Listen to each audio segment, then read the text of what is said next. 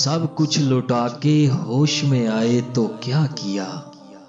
ناظرین گرامی، یہ کہانی ایک ایسی عورت کی ہے جس کے لالچ نے اس کا ہنستا مسکراتا ہوا گھر اجاڑ دیا، اور پھر وہ وقت آیا کہ جب اس کے لالچ نے اس کو سب سے بیگانہ کر کے تنہا کر دیا۔ یہ روداد عبرت اسی عورت کے الفاظ میں ملاحظہ فرمائیں۔ وہ عورت بیان کرتی ہے کہ ہماری زندگی کے ایام انتہائی خوشگواری کے ساتھ بسر ہو رہے تھے۔ ہم دونوں میاں بیوی اللہ تعالیٰ کی اطاعت کے کاموں میں ایک دوسرے کے معاون تھے۔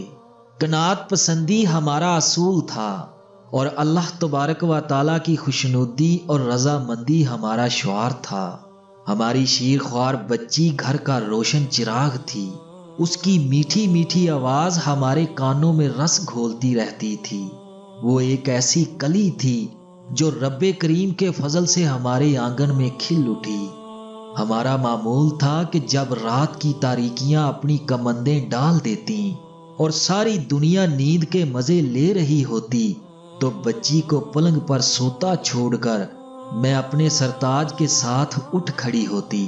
پھر ہم دونوں میاں بیوی اللہ تبارک و تعالیٰ کی حمد و ثنا اور تسبیح میں لگ جاتے۔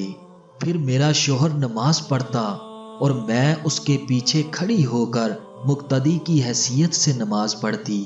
میرا شوہر انتہائی دلکش آواز میں ترتیل کے ساتھ قرآن پاک کی تلاوت کرتا۔ اس کی آواز اس قدر دل پذیر اور اثر انگیز تھی کہ میری آنکھوں سے بے ساختہ آنسو جاری ہو جاتے تھے۔ ایک دن نہ جانے کیوں میرے دل میں دنیا کا لالچ آ گیا۔ میں نے اپنے شوہر کے سامنے تجویز رکھی کہ کیوں نہ ہم سودی کاروبار میں اپنے لیے چند حصے خرید لیں تاکہ ہماری آمدنی میں بھی دن دگنی رات چوگنی ترقی ہو جائے اور اپنی بچی کے لیے کچھ سرمایہ جمع کر سکیں۔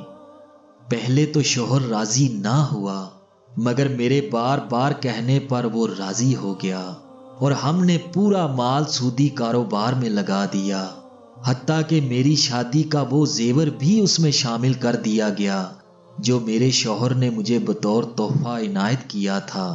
مگر ہوا یہ کہ ہم نے جس کاروبار میں اپنے لیے حصے خرید رکھے تھے، کساد بازاری کی وجہ سے اس میں خاصا خسارہ ہو گیا۔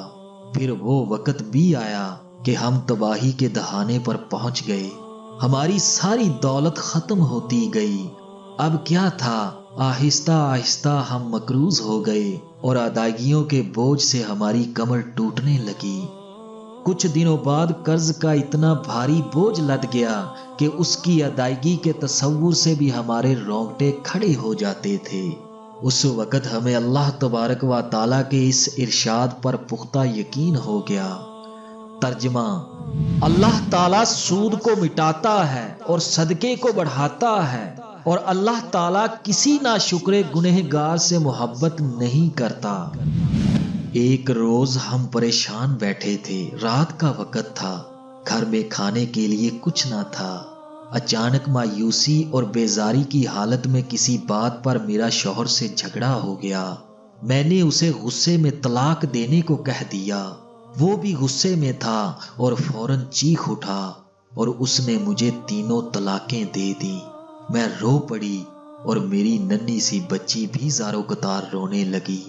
بچی کے آنسوؤں نے ہمیں اس دن کی یاد تازہ کرا دی جب ہمیں اللہ تعالیٰ کی اطاعت و بندگی نے اکٹھا کیا تھا، اور آج معصیت و نافرمانی نے ہمیں ایک دوسرے سے جدا کر دیا۔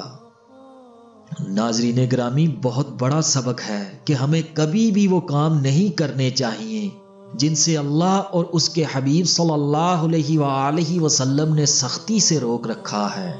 ہم جب بھی احکامات خداوندی کے دائرہ کو عبور کرنے لگیں گے، کچھ شک نہیں کہ تباہی ہمارا مقدر بن جائے گی۔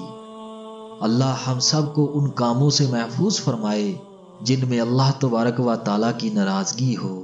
آمین ثم آمین۔